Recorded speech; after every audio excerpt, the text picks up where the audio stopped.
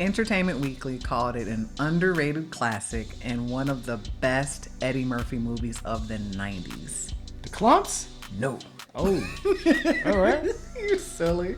Today we are talking about the 1992 classic Boomerang. Another Eddie Murphy movie. Another Eddie Murphy. I can't get away. I can't. They're classics. I think maybe just because I bought the DVD set. I mean, it might have something to do with that. It was included. We're doing it.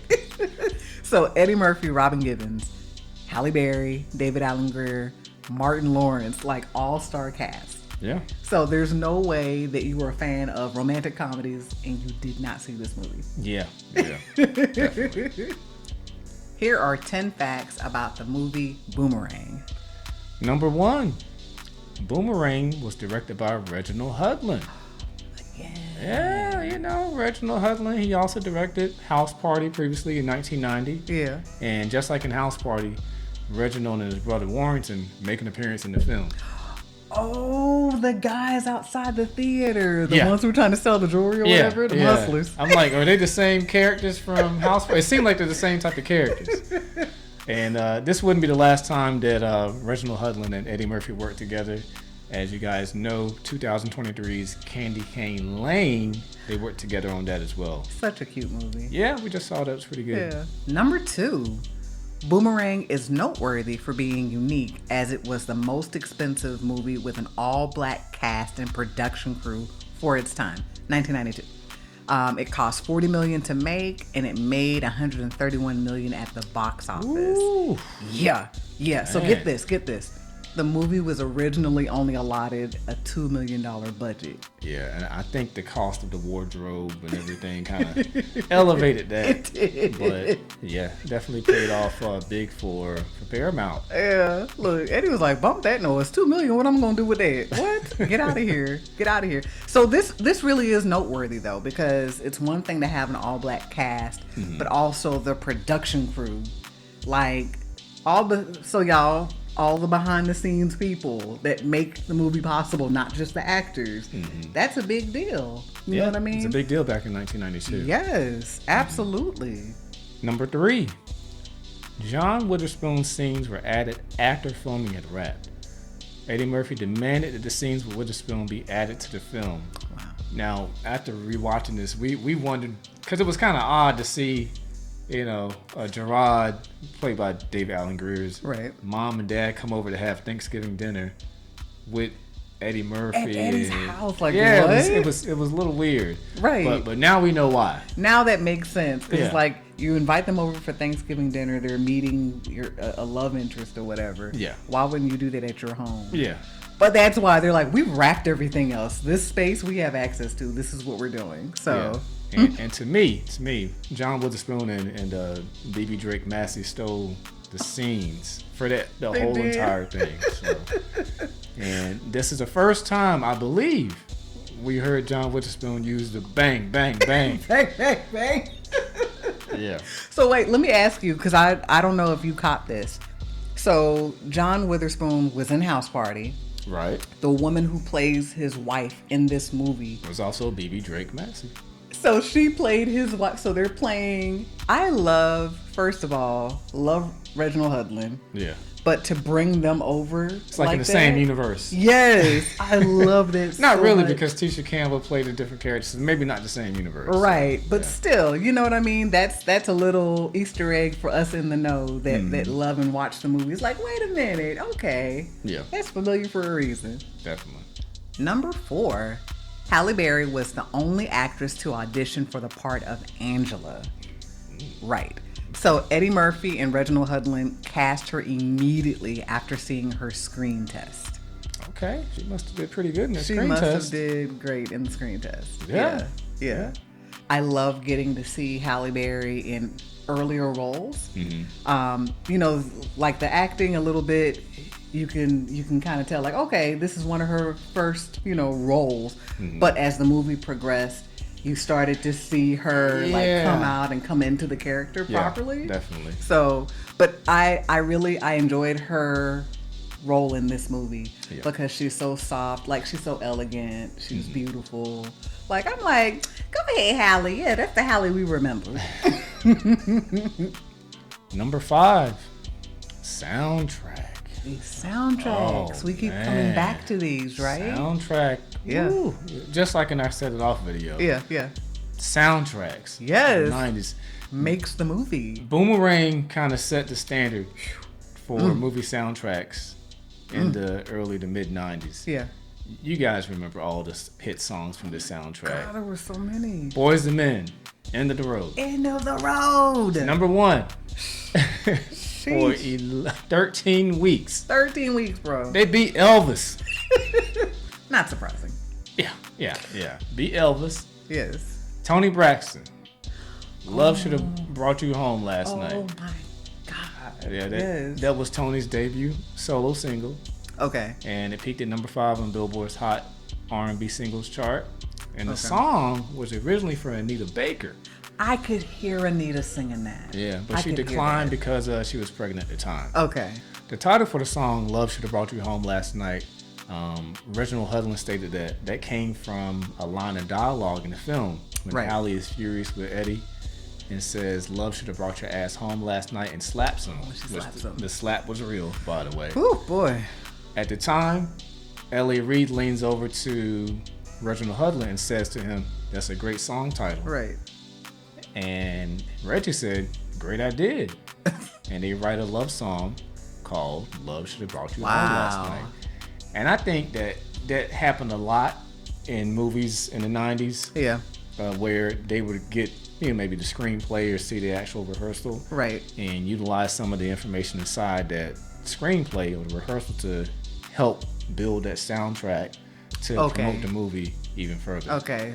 So we can have a relevant soundtrack for the scenes that are going on. And I'm gonna tell you, it's a smart concept because that is what makes it memorable. So now you saying that, right, and hearing her recite that line, and automatically you ought to think of Tony Braxton. Yeah. And by the same token, you're in the car riding, and it's it's the 90s, and you hear "Love Should Have Brought."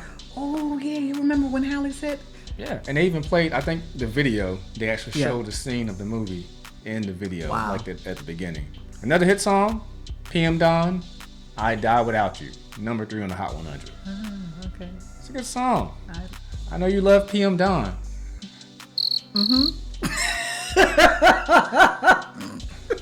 You stupid. Number 6. Eartha Kitt wasn't feeling Lady Eloise's scandalous ways. Bruh. So, okay, first of all, side note, Eartha Kitt cracked me up she was wild. Marcus, darling. I was like, oh, she trying to get in his drawers. That's what she's trying to do. So anyway, director Reginald Hudlin, he said that Eartha Kitt was the hardest person for him to secure for the film, obviously. Icon status, right? She was hesitant because she was offended by some of the things her character was supposed to do and say in the script. Yeah, and they actually had to take those things out and rewrite it. Wait, so this is with the revisions? Yeah, so it was a lot worse. Oh my God! Because she was on 20. Yeah. She was very aggressive. Number 7. Now, the executives at Paramount Pictures were nervous about Robin Givens being cast in such a major role for their film. At the time, she was disliked by a lot of people in the public because of her past relationship with Mike Tyson. Yeah. Hudlin, however, thought that actually made her perfect for the role, that she was this formidable person and a match for Eddie Murphy, who also had an intrepid reputation as a ladies' man. So I wanted the audience to feel like this would be a fair fight. Number 8.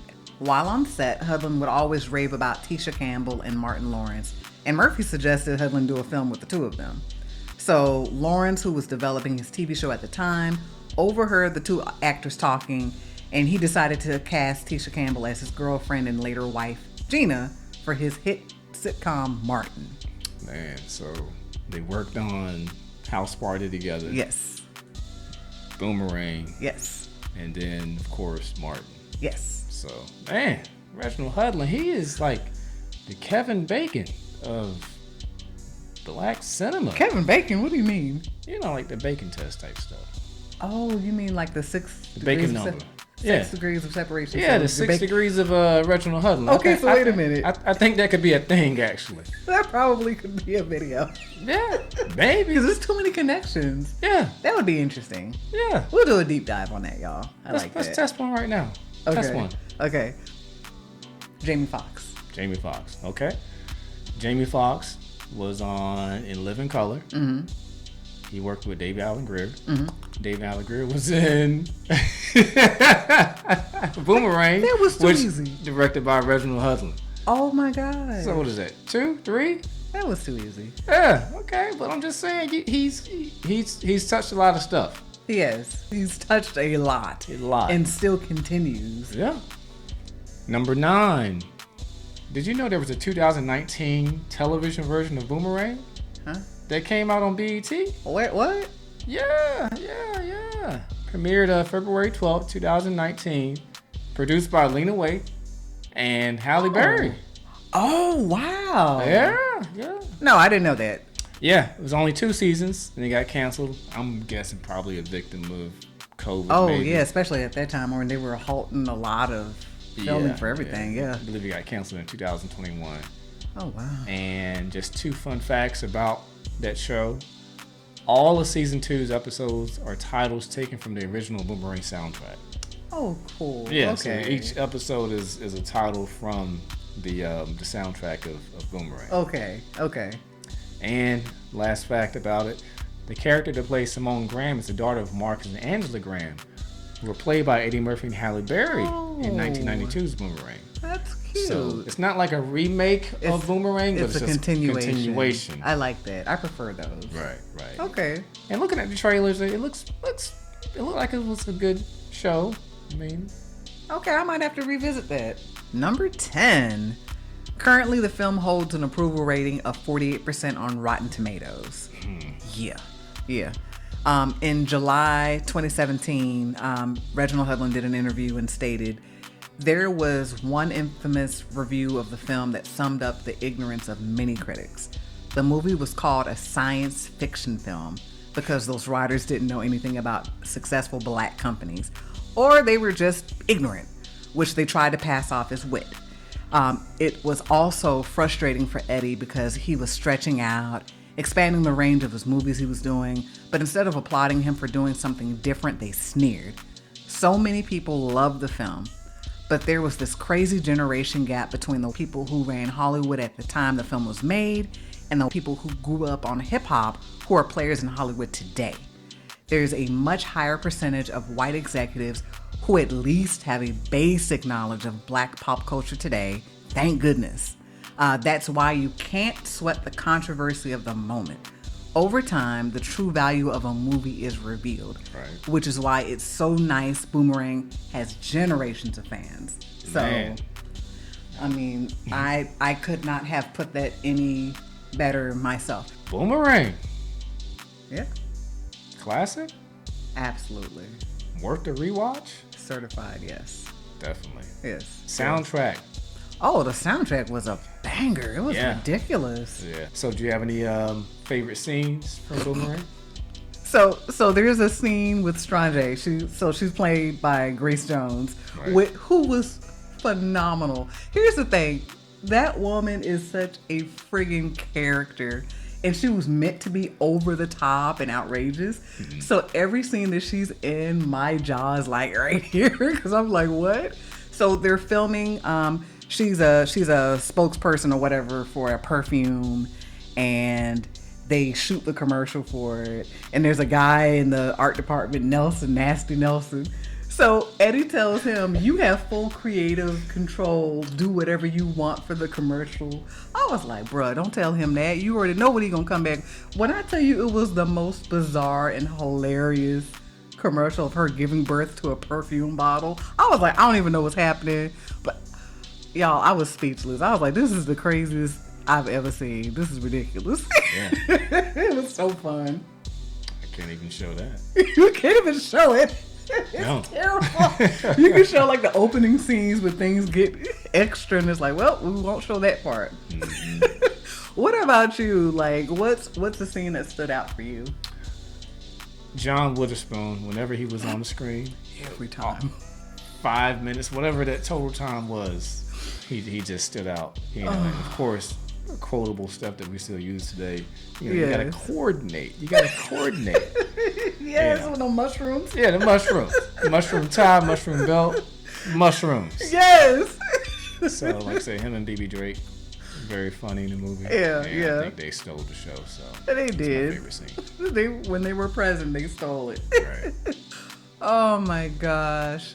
Yeah, this was such a great watch. It was great being able to rewatch this. So, and I think that I probably got more out of it with this watch than I did the first time around. I definitely can better appreciate the movie and everything that it stands for, especially knowing some of the history and the facts behind it, because I think that stuff is very significant. But once again, you know, outstanding showing for Eddie Murphy, because he really knows how to bring it, and definitely showed he was at the top of his game during this time period. So yeah, you gotta love that. Yeah, like I said, it's definitely worth the rewatch. You know, Reginald Hudlin, like I said, he's this was his second movie. Pretty good. Did House Party first. Yeah. And then he did this movie, and of course he did some other movies in the 90s and the early 2000s. Yeah. But this is definitely worth the rewatch if you guys have Paramount, or if you have the DVD like I do, because I have a DVD player. He's such a weirdo. Yeah. He's like, I must own this movie. Well, that's all we've got for you today. We hope you enjoyed. Don't forget to like and subscribe. Peace. Marcus. I was like, Eartha Kitt, girl, you better go. Yeah.